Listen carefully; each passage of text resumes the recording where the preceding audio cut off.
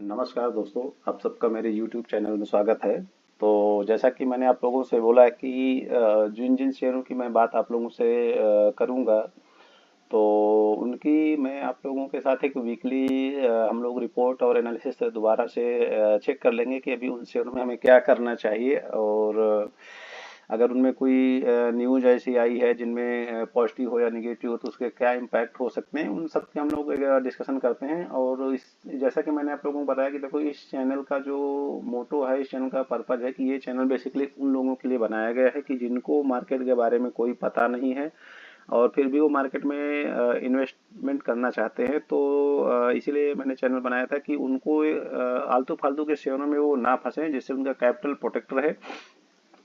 और यही मेरा मतलब इंटेंशन है कि जितना भी मेरी मार्केट की अंडरस्टैंडिंग है, जो मेरे एक्सपीरियंस है, जितना मैंने समझा है मार्केट से, तो वो आप लोगों के साथ फ्री ऑफ कॉस्ट में यहाँ पे शेयर करना है, जिससे कि आप लोगों को भी अच्छी कंपनियों के बारे में पता चले और आप उनमें इन्वेस्टमेंट करने के लिए इनकरेज मैं आपको मतलब करना चाहता हूँ। हालांकि मैं जैसा कि डिस्क्लेमर ये देता हूँ कि देखो, ये जो एनालिसिस है मेरे द्वारा की जाती है। तो जो लोग मुझे जानते हैं तो देखो, वो तो मेरे बातों पे अगर मैंने उनको बोला कि ये बाई कर लेना है तो बाई कर लेते हैं। लेकिन जो मेरे नए व्यूअर हैं, तो अभी जिन्होंने नए नए चैनल को मैंने सब्सक्राइब किया है, तो उनको मैं ये सजेस्ट करूंगा कि देखो, आप कुछ दिन आप जो है इस चैनल को पहले फॉलो करो, मेरे आप वीडियो देखो, मेरी एनालिसिस देखो, मेरे मैं जो स्टॉक यहाँ पे बताता हूँ उनके बारे में आप भी खुद खुद जाके थोड़ा सा उनके बारे में स्टडी कर लो, पढ़ लो। अगर आपका कोई फाइनेंशियल एडवाइजर है तो एक बार उससे भी आप जरूर कंसल्ट कर लें before investing in any stock. मतलब किसी भी स्टॉक में पैसा लगाने से पहले आप अपने फाइनेंशियल एडवाइजर से जरूर एक बार कंसल्ट कर लें, जिससे वो आपको एक बार और भी गाइड कर पाए। हालांकि ये जो रिपोर्ट है, इसमें मतलब इससे अच्छी कोई रिपोर्ट बन नहीं सकती है। खास करके कि मैंने देखो यहाँ पे आप लोगों को बता दिया कि कौन सा स्टॉक के बारे में मैं बात कर रहा हूँ, उस समय निफ्टी के लेवल क्या हैं, और आप अभी उसमें करंट का प्राइस क्या है, और आपको मैंने स्टॉप लॉस सारी चीज़ें मैं यहाँ पे बता दिया हूँ। तो इस एक बार मैं इसको फिर से रिपीट करना चाहता हूँ, क्योंकि हमारे चैनल में बहुत सारे नए मेंबर जुड़ रहे हैं, तो उनको भी थोड़ा सा अपडेट हो जाए। तो जैसा कि मैं उन लोगों को फिर से बताना चाहता हूँ कि देखो, ये एक एक्सेल शीट है जिसपे इस चैनल में मैं जिन जिन जिन शेयरों की बात की है, तो उन शेयरों के मैं इसमें जो है नाम लिखता हूँ। कि मैंने कोटक महिंद्रा बैंक की सपोज बात किया 13 अक्टूबर को, तो 13 अक्टूबर को जैसे मैंने कोटक महिंद्रा बैंक की बात किया, तो मैंने यहाँ लिख दिया। उसके बाद उस समय निफ्टी अपना जो है, निफ्टी जो अपने इंडेक्स है, अपने इंडियन स्टॉक एक्सचेंज का जो अपना सूचकांक है, जिसको हम लोग बोलते हैं हिंदी में, तो उसका उस दिन लेवल क्या था। और Nifty index as on date का मतलब ये है कि जैसे आज मैं वीडियो बना रहा हूँ, तो यहाँ पे आज निफ्टी के क्या लेवल हैं, तो वो मैं यहाँ पे डालता हूँ। तो उससे आपको इंडेक्स के रिटर्न, मतलब इंडेक्स जब से मैंने बात की, तो आपका जो इंडेक्स है, इंडेक्स में कितने परसेंट की पॉजिटिव या निगेटिव रिटर्न मिली, वो यहाँ से पता चलता है। और उस दिन यहाँ पे देखो लिखा है share price on analysis date. मतलब शेयर प्राइस का मतलब ये जो शेयर है कोटक महिंद्रा बैंक, कोटक महिंद्रा बैंक का उस दिन प्राइस कितना था, तो वो यहाँ पे मैं लिखता हूँ।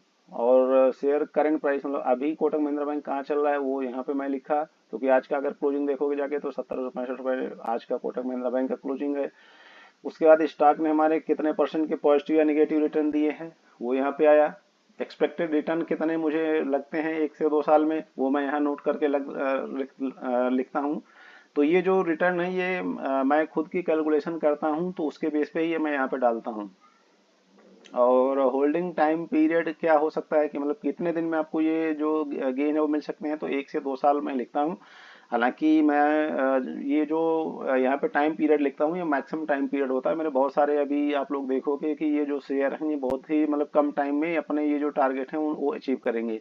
लेकिन मेरा इंटेंशन ये होता है कि मैं पहले से ही आप लोगों को थोड़ा सा मतलब एक 1 से 2 साल का नजरिया बताऊंगा, जिससे आप उस शेयर को ले लोगे, तो आप हर महीने या 15 दिन में आप मतलब सोचोगे नहीं कि यार मुझे क्या करना है, इस शेयर में मतलब 5% के प्रॉफिट मिल गए तो बेच दूं कि रख दूं। तो उसी लिए मैंने यहाँ पे आपको टारगेट भी दे दिए हैं, और आपको कब तक रखना है वो पीरियड भी बता दिया। अगर उसके पहले ये भाव जैसे अचीव हो जाएंगे, तो हम लोग रिव्यू रिव्यू कर लेंगे कि भाई इस समय अभी हमको क्या करना है। उसके बाद जैसा कि यहाँ पे सजेस्टेड स्टॉप लॉस, कि अगर मान लो मैंने जैसे आज अपना वीडियो बनाया, और मैंने जैसे कोटक महिंद्रा बैंक की शेयर की एनालिसिस की थी, तो मैंने वहाँ बताया था, आप मेरे अभी भी वहाँ पे एक शॉर्ट वीडियो पड़ा है, तो उसमें मैंने बताया था कि भाई इसको आप जो है 1872 से 1840 के रेंज में आप ले सकते हो। तो मैंने जो मैक्सिमम रेट बताया 1872, मैं वही डाल दिया। मतलब ये चैनल को ये मोटो नहीं है कि मैं यहाँ पे कम दिखाऊं तो इसका डाउनफॉल कम दिखे। देखो, मैं आप लोगों से कोई फीस तो चार्ज कर नहीं रहा, मैं जस्ट आपको एक एजुकेशन के पर्पज में, आपके नॉलेज के पर्पज में अपनी एनालिसिस दे रहा हूँ। तो इसलिए जो शेयरों की मैंने जिस रेट पे बात किया, और मैंने मैक्सिमम अगर आपको रेंज दिया कि 1840 से 1872, तो मैं 1872 का पकड़ रहा हूँ, जिससे अगर आज ये डाउन है तो मेरे को यहाँ पे दिखेगा कि भाई मेरा रिटर्न कम है। लेकिन तो इसको मतलब मुझे आप लोगों को दिखाने में बताने में कोई प्रॉब्लम है नहीं। और जैसा कि मैं हमेशा आप लोगों से बोलता हूँ कि अगर मैं यहाँ पे 10 शेयर में बात करूंगा तो 10 के 10 शेयर इमीडिएट एक साथ नहीं चलेंगे। उसमें ऐसा होगा कि 5-6 शेयर आगे चले जाएंगे, 3-4 शेयर वहीं रहेंगे, 2-3 शेयर ऐसे रहेंगे कि जो डाउन रहेंगे, और फिर उसके बाद वो अपनी जर्नी आगे की कवर करेंगे। तो यहाँ पे स्टॉप लॉस जैसे मैंने दिया कि जैसे मैंने इस दिन बताया कि भाई 1872 से 1840 पे अगर आप लेते हो, जैसा कि मेरी एनालिसिस है, अगर उसको भी आप फॉलो करते हो तो आपको अगर ये लेवल आ जाए 1695 के नीचे, अगर स्टॉक जाके सस्टेन कर जाए, तो आपको इस शेयर से एग्जिट कर लेना है। तो ये रिपोर्ट का मतलब यही है। अगर किसी व्यूअर को ये रिपोर्ट में कोई डाउट हो, कोई समझ में ना आए, तो कमेंट बॉक्स में लिख सकता है। मैं उनके कमेंट को पढ़ता हूँ जब मुझे समय मिलता है, तो वैसे ही मैं रिप्लाई देने की कोशिश करूंगा। तो 13 अक्टूबर से लेके देखो 21 नवंबर, मतलब जस्ट हम लोगों ने करीब 1 से 1.5, हाँ ये 1 से 1.25 महीने की बीच में मैंने जो आप लोगों से जिन जिन शेयरों में बात की, उसकी मैंने यहाँ पे कंप्लीट रिपोर्ट बना के रखी है। तो जैसे कि 13 अक्टूबर को मैंने कोटक महिंद्रा बैंक की बात की थी, तो उसमें निफ्टी का जो लेवल था 25,122 था, आज 24,131 है। तो इंडेक्स में हमारे 3.9% की निगेटिव, मतलब हमें इंडेक्स में लगभग 4% की गिरावट दिख रही है। उसी तरीके कोटक महिंद्रा बैंक में भी 1872 में मैंने बोला था, तो अगर किसी ने 1872 रुपए पे बाई किया है, तो उसको आज इसकी क्लोजिंग 1765 है, तो उसके हिसाब से उसको 5.7% का इसमें लॉस हो रहा है। लेकिन अभी क्योंकि इसमें अपना स्टॉप लॉस हिट नहीं हुआ है, तो वो इस शेयर में बने रहें। इसमें अपना 1 से 2 साल का जो नजरिया है, उसके हिसाब से अभी भी इसमें 20 से 40% की जो है रिटर्न आने की, मतलब काफी, मतलब पूरी उम्मीद मुझे दिखती है। अब हालांकि गारंटी वर्ड तो यहाँ पे यूज नहीं कर सकते हैं, तो मैं इसीलिए बोल रहा हूँ कि मुझे उम्मीद दिखती है। और ये अगर 5 से 7% गिरा है, तो इसको लेके आप ज्यादा मतलब पैनिक ना हो। आपको ये अभी होल्ड करना चाहिए अनटिल ये शेयर जाके इसके नीचे जाके क्लोज दे दे, वहां पे फिर सस्टेन करने लगेगा इन लेवलों के नीचे, तो फिर आपको उससे निकलना है। उसके बाद मैंने बात किया था आपसे 15 अक्टूबर को आवास फाइनेंशियल की। तो आवास फाइनेंशियल जब बात किया था, तो मार्केट का, क्योंकि ये 15 अक्टूबर को बात किया था, तो उस समय 25,056 का मार्केट का लेवल था। और आज की क्लोजिंग देखो, आज की ये जो लेवल है ये सब सेम रहेंगे, क्योंकि मैं आज के दिन जो वीडियो बना रहा हूँ, तो आज जहाँ पे निफ्टी बंद हुआ ये वो वाले भाव हैं, तो ये सबके लिए कॉमन रहेंगे। तो यहाँ पे हमें आवास में 3.7% की गिरावट दिख रही है। और अगर उस दिन ये भाव था आवास फाइनेंशियल का 1726, और आज इसकी क्लोजिंग 1673 है, तो ये 3.1% अभी भी डाउन है। इसमें मैंने आप लोगों को स्टॉप लॉस 1680 दिया था, जो अप्रोक्सीमेटली मतलब जस्ट 2% के नीचे था। मेरा थोड़ा सा प्रिडिक्शन यहाँ पे मुझे लग रहा था कि ये शेयर अगर मतलब ऊपर नहीं जाएगा तो नीचे ही जा सकता है, इसलिए मैंने इसका स्टॉप लॉस बहुत छोटा रखा था। तो उसी को ध्यान में रखते इसमें हमारा स्टॉप लॉस हिट हो गया, और मैंने बोला था कि भाई आप लोग इससे निकल जाएं, क्योंकि अभी ये स्टॉक थोड़ा दिन और नीचे रह सकता है। तो इसलिए अभी इस स्टॉक में अपना स्टॉप लॉस हिट हो गया, और देखो मैंने इसको यहाँ पे येलो कलर से हाईलाइट भी कर दिया है, जिससे आप लोगों को पता चले कि हाँ इसका स्टॉप लॉस हिट हो गया है।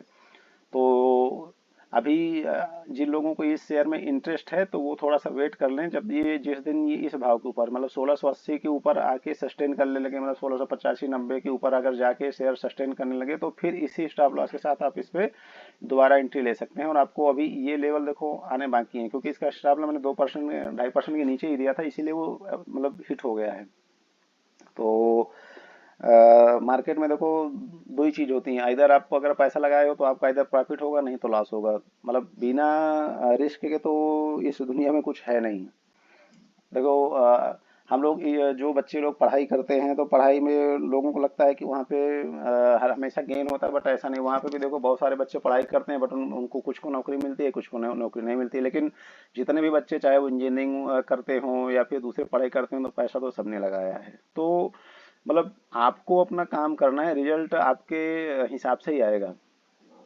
तो ये हो गई हमारी आवास फाइनेंशियल की जो बात थी। अभी उसके बाद मैंने आप लोगों से 20 अक्टूबर को बात किया था JLHL।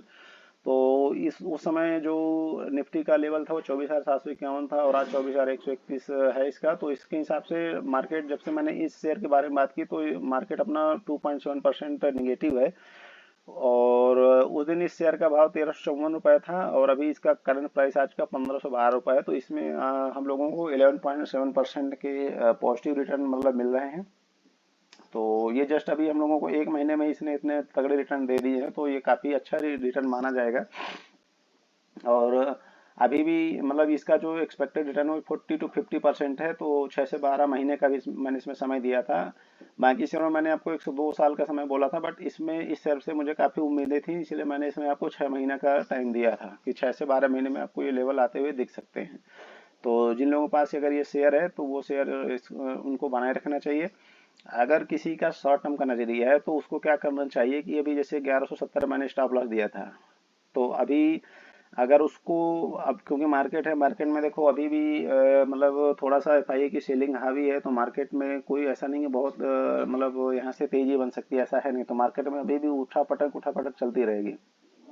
तो अगर किसी को मतलब ये है कि नहीं मुझे पैसे अभी निकाल चाहिए 10 दिन के लिए, 15 दिन के लिए, तो वो फिर अपना मतलब इस शेयर को चाहे निकाल दे या फिर अपने जो स्टॉप लॉस है 1170 वाले को बढ़ा के 1370 कर ले कि एटलीस्ट उसको ये वाले जो भाव है मतलब अगर 1370 के स्टॉप लॉस लगा लेगा वो, तो कम से कम उसको नुकसान नहीं होगा। अगर उसको इमीडिएट पैसे की रिक्वायरमेंट है, अगर उसको पैसे की रिक्वायरमेंट नहीं है तो फिर अभी ये वो शेयर इसको होल्ड कर सकता है। तो ये अपना JLHL की हम लोगों ने बात कर ली। उसके बाद बात करते हैं कि वेल्सपन लिविंग की, जिसका मैंने 22 अक्टूबर से आप लोगों को बात किया था। तो उस समय से निफ्टी में अपने को 1.4% के गिरावट दिख रही है और ये हमारा शेयर अभी जस्ट 0.3% डाउन है। मतलब उस दिन इसका भाव 153 रुपये था, आज की इसकी क्लोजिंग 152 रुपये की मतलब 152.5, मतलब 152 रुपये 50 पैसे की इसकी क्लोजिंग। बेसिकली इसको जहां हमने बात किया है शेयर वही वहीं चल रहा है, कभी ये हमारे भाव के 3% ऊपर चल जाता है, कभी 1-2% नीचे रहता है। तो इस शेयर में भी आपको पैनिक करने की कोई जरूरत नहीं है। यहाँ पे स्टॉप लॉस दिया गया है 120, जब तक कि स्टॉप लॉस नहीं हिट होता तब तक आप इस शेयर को जो है कंटिन्यू कर सकते हैं। ये मेरी मेरी पर्सनल ओपिनियन है, बाकी अगर आपका कोई फाइनेंशियल एडवाइजर है तो उससे भी आप कंसल्ट कर सकते हैं। उसके बाद मैंने बात किया था 23 अक्टूबर को एक साइंट DLM के बारे में। मैंने बताया था कि इस कंपनी का जो पोटेंशियल है मुझे काफ़ी दिखता है, क्योंकि ये इलेक्ट्रॉनिक मैन्युफैक्चरिंग PCB जैसा प्रोडक्ट बनाती है और इसके काफ़ी क्लाइंट है। मैंने आपको पूरी डिटेल एनालिसिस करके दी है। तो अगर आप ने वो वीडियो नहीं देखा है तो एक बार आप फिर से मतलब मेरे वहाँ पे जाके इन सारे शेयरों की एनालिसिस पढ़िए कि साइंट DLM में मैंने क्या बोला है, वेल्सपन पे मैंने क्या मेरा क्या व्यू है, मतलब इन सारे शेयरों की वहाँ पे वीडियो वाइज एनालिसिस पड़ी है। तो आप वहाँ एक बार वहाँ पे भी जाके देख सकते हो। तो जब से मैंने इस शेयर की बात की थी वहाँ से निफ्टी अभी भी 1% का मतलब निगेटिव है। और उस दिन इस शेयर का भाव 614 रुपये था, आज इसकी क्लोजिंग लगभग 700 रुपये की है। तो ये हम लोगों को 14% के लगभग रिटर्न दे रहा है। तो इसका जो मैंने आप लोगों को एक्सपेक्टेड रिटर्न बताया था 20 से 40%, 1 से 2 साल के पीरियड में। तो अभी इसका मैंने स्टॉप लॉस आपको 530 रुपया दिया था। तो अभी ये शेयर अपने मतलब काफ़ी ऊपर आ गया है, मेरे हिसाब से 700 रुपये चला गया है। तो ये 13.9% के रिटर्न दे रहा है, अप्रॉक्सीमेटली 14% पकड़ लो इसको। तो अभी ये हमारे जो भाव है उसके इर्द गिर्द जाता हुआ दिख रहा है। तो मतलब इसमें भी अभी आप अपनी पोजीशन को कैरी फॉरवर्ड कर सकते हो। लेकिन जिनको पैसा, मैंने बार बार बताता हूँ कि अगर किसी को पैसा ये है कि मेरे को 15 दिन में चाहिए, एक महीने में चाहिए, तो फिर वो अपना ये जो स्टॉप लॉस है 530 को, क्योंकि अब ये स्टॉप लॉस शेयर हमारा ऊपर जा चुका है, तो उसको ये 530 की जगह में इसका टारगेट अब 100 रुपये भाई ऊपर कर लो। तो इसका स्टॉप लॉस 630 कर लो। तो जो 630 रुपये कर लेगा तो एटलीस्ट अगर मार्केट में कोई गिरावट आई, क्योंकि देखो मैं तो अभी जो अपनी एनालिसिस शेयर करता हूँ तो उसमें मैंने कंपनी के बारे में पढ़ा, उसके प्रोडक्ट के बारे में पढ़ा। लेकिन देखो क्या होता है कि कभी कभी कंपनी का प्रमोटर ने फ्रॉड कर दिया या उसके ऊपर कोई किसी ने कंप्लेन कर दी या कोई केस लग गया, तो उसकी वजह से शेयर में पैनिक मचता है और कोई भी शेयर अचानक आप देखोगे कि 20% लोअर सर्किट में ओपन हो रहा है। तो उन चीज़ों को ध्यान में रखते हुए आप अपने मतलब स्टॉप लॉस को ऊपर कर सकते हो। तीसरा चीज़ ये होता है कि भाई अब इस कंपनी में कोई फ्रॉड हो गया या फिर गवर्नमेंट ने कोई ऐसी पॉलिसी चेंज कर दी कि जिससे इन शेयरों पे निगेटिव इम्पैक्ट आएगा, तो उन दिनों मतलब इन शेयरों की बहुत धुलाई पिटाई होगी। तो उन चीज़ों को ध्यान में रखते हुए आपके अगर कोई जो शेयर मैंने बताए हैं अगर वो ऊपर जाते हैं तो आप उनको, अगर आपका नजरिया बहुत शॉर्ट टर्म का है, जैसे मैंने 1 से 2 साल का पीरियड बोला तो आपको कोई बात नहीं है, लेकिन अगर किसी को कहे कि यार मेरे को 1 महीने में पैसा चाहिए, 15 दिन में चाहिए, 8 दिन में चाहिए, तो उनको अपनी स्टॉप लॉस है 530, इनको बढ़ा के 630 कर लो। तो एटलीस्ट अगर ये शेयर नीचे आएगा तो आपका जो जो ये है मतलब प्राइस है, आप मतलब निगेटिव में नहीं निकलोगे। तो ये हो गई बात साइन डीएलएम की। उसके बाद मैंने आप लोगों से मास फाइनेंशियल की बात की थी 31 अक्टूबर को। तो ये मैंने आप लोगों को मुहूर्त ट्रेडिंग में कॉल दिया था कि भाई मुहूर्त ट्रेडिंग में ये मेरी पिक है आप लोगों के लिए जो इस चैनल से जुड़े हैं। तो उस तब से अपनी जो मार्केट है वो 0.4% निगेटिव है और हमारा ये शेयर माइनस में 3.2% निगेटिव है। तो मतलब ये भी शेयर बेसिकली हमारे भाव के आप देखोगे तो कभी 303-5 चला गया था, अभी 270-80 पे काम कर रहा है। तो इस पे भी आपको मतलब कोई पैनिक नहीं करना चाहिए। इसमें मैंने आप लोगों को बोला है कि 205 का स्टॉप लॉस है, तो 205 के स्टॉप लॉस को ध्यान में रखते हुए इस शेयर पे आप बने रह सकते हैं। और जिस किसी के पास ये शेयर नहीं है अगर वो ऐड करना चाहे तो ऐड कर ले, लेकिन उसको ये स्टॉप लॉस ध्यान में रखना है। और उसका कोई फाइनेंशियल एडवाइजर अगर आप लोगों का है तो आप उससे भी जरूर कंसल्ट कर लें, जिससे वो आपको और बेटर इवेलुएट करके आपको बता पाए कि इसमें क्या मैक्सिमम रिस्क हो सकते हैं। तो इसमें भी अभी भी जो मेरा टारगेट है कि 30 to 40% 1 से 2 ईयर में आते हुए आप लोगों को देख सकते हैं। तो इसको आप लोग एक बार देख सकते हैं। उसके बाद मैंने 17 नवंबर को आप लोगों से डाबर इंडिया के बारे में बात की थी। तो उस समय मार्केट का जो लेवल था 23,532 था, आज 24,131 के लगभग मार्केट की क्लोजिंग है। तो तब से मार्केट में करीब करीब 2.5% की गिरावट है। और उस दिन डाबर इंडिया का रेट जो प्राइस था वो 508 है, आज इसकी क्लोजिंग 527 रुपए के लगभग हुई है। तो ये हम लोगों को लगभग लगभग 4% मतलब पॉजिटिव है हमारे जब से एनालिसिस हमने आप लोगों से शेयर की है। तो इसमें भी आपको 30 से 40% के रिटर्न मिलेंगे 102 साल के पीरियड में, मतलब मिल सकते हैं। मिलेंगे ये कोई गारंटी नहीं है, क्योंकि देखो हम लोग अपनी एनालिसिस और हम लोग अपना जो प्रिडिक्शन है वही कर सकते हैं, बाकी तो मिलेंगे नहीं मिलेंगे वो तो समय बताएगा। तो यहाँ पे किसी चीज़ की कोई गारंटी ना समझें, ये मेरे द्वारा ही की गई रिसर्च है। तो मतलब आप लोग इसको कोई गारंटी ना समझे। मिल जाएंगे तो मैं इस चैनल में आपसे साझा करूंगा, नहीं मिलेंगे मेरे स्टॉप लॉस हिट होंगे तो भी मैं आपसे साझा करूंगा। जैसे इसमें मेरा स्टॉप लॉस हिट हुआ, इसको मैं आपको बताया कि भाई इसका स्टॉप लॉस मैंने बहुत छोटा दिया था, क्योंकि मेरे को लग रहा था कि ये शेयर अगर ऊपर नहीं जाएगा तो नीचे अगर जाएगा तो इसके स्टॉप लॉस छोटे रहने चाहिए, इसलिए मैंने इसका जस्ट 2% नीचे का स्टॉप लॉस दिया है। तो ये मास फाइनेंशियल की मैंने बात कर ली आप लोगों से। अब डाबर इंडिया की भी मैंने बात कर ली।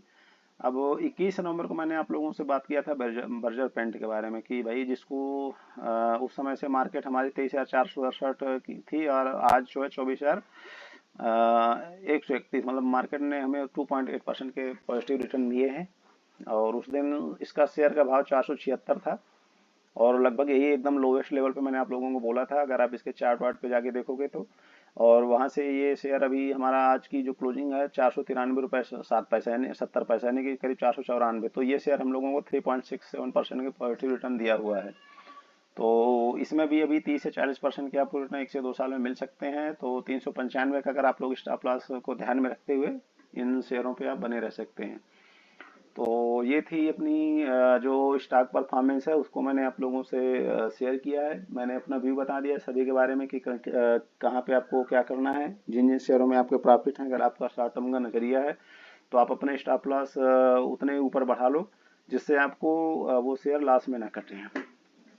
और जो शेयर अभी हमारे मतलब मेरे सजेस्टेड प्राइस से नीचे हैं और उनका स्टॉप लॉस हिट नहीं हुआ, तो आप लोगों की एक बार अपॉर्चुनिटी हो सकती है आप लोगों के लिए। तो आप उनको एक बार देख सकते हैं। अगर आपको शेयर पसंद आए तो आप उनको एक बार देख सकते हैं अपने पोर्टफोलियो का एक हिस्सा बनाने के लिए। तो ये तो हुई एनालिसिस। और जैसा कि मैं डिस्क्लेमर भी देता हूँ कि भाई देखो ये जो शेयर मैं आपसे बात करता हूँ इनमें कुछ शेयर या सारे शेयर या कोई भी शेयर मेरे पोर्टफोलियो में हो सकते हैं। और मेरा ऐसा कोई इंटेंशन नहीं है कि मैं आप लोगों को ये शेयर खरीदवा कर खुद बेच के ऊपर भाव में निकल जाऊं, ऐसा मेरा कोई इंटेंशन नहीं है। अगर मेरी रिक्वायरमेंट हुई तो इन शेयरों को मैं कल भी बेच सकता हूँ, नहीं भी बेच सकता हूँ, 10 साल तक रख सकता हूँ, 5 साल तक रख सकता हूँ। तो ये मेरा आप लोगों को मतलब ओपनली डिस्क्लेमर है कि इनमें कुछ शेयर मेरे पास हो भी सकते हैं जिनको मैं कभी भी बेच सकता हूँ। तो आप उन चीज़ों को ध्यान में रखिएगा।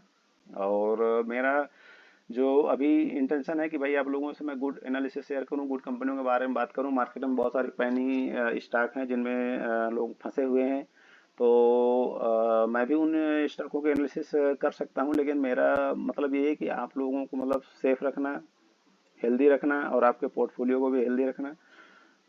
हम सब लोग आगे बढ़ें और अच्छे अच्छे हम लोग मतलब अपने अपने काम धंधों के अलावा अगर आप इन्वेस्टमेंट करते हो तो इन्वेस्टमेंट में भी आपका प्रॉफिट हो, अपना इंटेंशन यही है। तो इसी उद्देश्य से ये चैनल बनाया गया है कि भाई, क्योंकि मैंने देखा है मार्केट में लोगों को नॉलेज नहीं होता, वो किसी से सुन के डीमैट अकाउंट खुलवा लेते हैं और उसमें जाके जो उसके फ्रेंड ने बताया कि भाई ये ले लो, वो उसको ले लेते हैं। अब उनके पास ना तो कोई एनालिसिस होती है, ना ही उनका इस मार्केट में कोई एक्सपीरियंस होता है। तो मार्केट क्या करती है कि जब कोई नया बंदा आता है तो जैसे शेयर खरीदता है तो मार्केट उनको एक दो दिन पैसा देती है।